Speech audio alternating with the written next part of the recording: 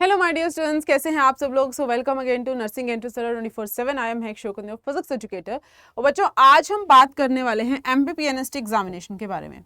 आप सब जानते हैं कि 2026 में जो आपका एमपीपीएनएसटी का यानी कि एमपी से अगर आप बीएससी नर्सिंग करना चाहते हैं, जो कि आपका 4 इयर्स का कोर्स होता है, ठीक है, उसको करने के लिए आपका एक एग्जाम होता है।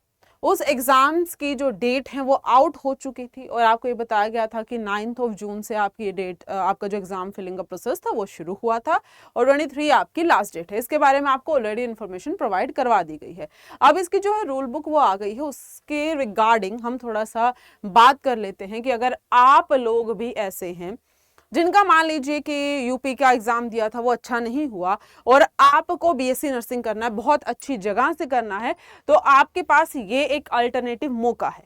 तो अगर कोई भर सकता है, यूपी का भी बच्चा है, किसी अदर स्टेट का भी बच्चा है, अगर वो भर सकता है तो उसको कोशिश करनी चाहिए फॉर्म फिल करने की। बाकी ये जो है एमपी में जितने भी आपके कॉलेजेस हैं उनके लिए ये आपका जो है एंट्रेंस एग्जाम होता है।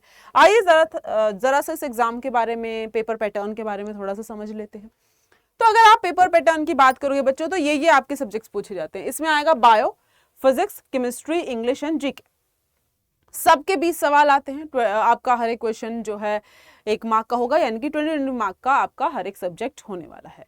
अगर हम यहाँ पर सिलेबस की बात करते हैं, आप सभी बच्चों ने ये समझा है, जाना है। बार बार बहुत सारे बच्चे आते हैं और क्लेम करते हैं कि मैम फलाना ढिमकाना पेपर में सिर्फ 12th पूछा जाता है बच्चा, लेकिन एमपी के पेपर में आपके पास सिर्फ और सिर्फ 12th ही पूछा जाएगा।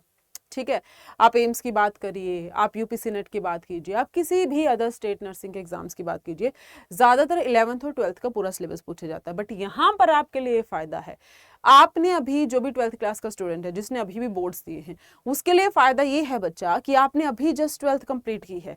आपका फिजिक्स, केमिस्ट्री, बायोलॉजी, आपका पूरा का पूरा सिलेबस जो है 12th बेस्ड रहने वाला है। जो आपके एमसीक्यूज पूछे जाएंगे वो सारे के सारे 12th के ही सिलेबस से आने वाले हैं। जीके में अपने पास आपका एमपी का स्टैटिक जीके हो गया, थोड़ा सा इंडिया का ज्योग्राफी हो गया, थोड़ा सा बेसिक करंट अफेयर हो गया, बस यही पूछा जाता है। इंग्लिश का आपका वही वोकैब, ग्रामर हो गया, साथ ही साथ आपका एरर्स फाइंड आउट करने हो गए। ग्रामर में आपका आर्टिकल, टेंसेस, वर्ब्स, वॉइसेस, ये सब कुछ आ जाएगा। ठीक है, तो ये अपने पास इंग्लिश में पूछे जाने के चांसेस होते हैं। एग्जाम अपना ऑनलाइन मोड में होता है, दोनों मीडियम में आपके क्वेश्चन पूछे जाते हैं, हिंदी इंग्लिश दोनों में पूछे जाएंगे। एग्जाम की जो डेट है वो आपके पास 7 जुलाई बताई गई है। नेगेटिव मार्किंग भी इस पेपर में होती है, ये आपको पता होना चाहिए। साथ ही साथ आपका जो मेनली आपका जो टाइम है वो भी आपके इन क्वेश्चंस के अकॉर्डिंग ही यहाँ पर दिया गया है, यानी कि 60 मिनट्स ही आपको जो है पेपर करने के लिए दिए जाएंगे। आपके ये जो पेपर होता है, मल्टीपल फॉर्म्स भरे जाते हैं, तो आपके अलग अलग शिफ्ट में ये नॉर्मली अपना पेपर लिया जाता है। अब चलो, ये तो हो गई एग्जाम के रिलेटेड जितनी भी जानकारी थी। अब हमको ये पता चल चुका है 3 चीजें अपने लिए इंपॉर्टेंट है। वो 3 चीजें क्या है? सबसे पहली बात तो 7 जुलाई को अपना पेपर है। दूसरा, हमें ये चीज क्लियर हो चुकी है। क्या चीज क्लियर हो चुकी है बच्चा? हमें ये पता चल चुका है कि जो सिलेबस आएगा वो कैसा आएगा, 12th बेस्ड आएगा। आप लोगों में से जो भी बच्चे पहले से तैयारी कर रहे हैं उनके लिए तो फायदा है, सिलेबस ऑलरेडी सीधा आधा रिड्यूस हो जाएगा। जो बच्चे ऐसे हैं जो अभी 12वीं दे करके आए हैं उनके लिए भी फायदा है, क्योंकि अपने पास जो 12th बेस्ड है उनका अभी अभी रिवाइज किया हुआ है, उनकी मेमोरी में ताजा है। अब आपको ये हिसाब लगाना है कि आज अपने पास 15 जून हो गई है, तो 7 जुलाई तक मात्र, अगर हम चलो 17 से 7 का हिसाब लगा लेते हैं, 20 दिन में आप किस तरीके से अपने पेपर को करेंगे, देखो, या तैयारी कैसे करोगे।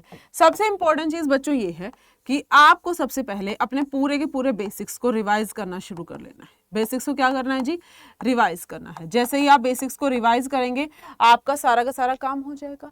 अब इसमें अगला सवाल बच्चों के दिमाग में आता है कि मैम इसमें थ्योरी पूछी जाती है, न्यूमेरिकल पूछे जाते हैं। ज्यादातर इसमें न्यूमेरिकल्स पूछे जाते हैं बच्चा, लेकिन मोर और लेस हम ये भी बोल सकते हैं कि 20 के 20 सवाल अपने पास न्यूमेरिकल्स नहीं आएंगे, तो प्लस में आप थ्योरी लिख सकते हो, लेकिन थ्योरी का जो वेटेज है वो कितना होता है, वो थोड़ा सा लो होता है, यानी कि कम वेटेज होता है इसके अंदर थ्योरी का। ये बात अपने को समझ में आ गई।